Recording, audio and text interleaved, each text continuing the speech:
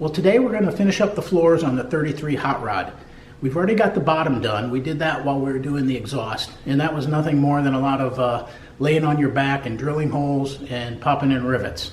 So today we're going to do the top. We'll start out by putting in the insulation, then the floor goes on top of that, and we're going to be using 3M 5200 to seal everything up.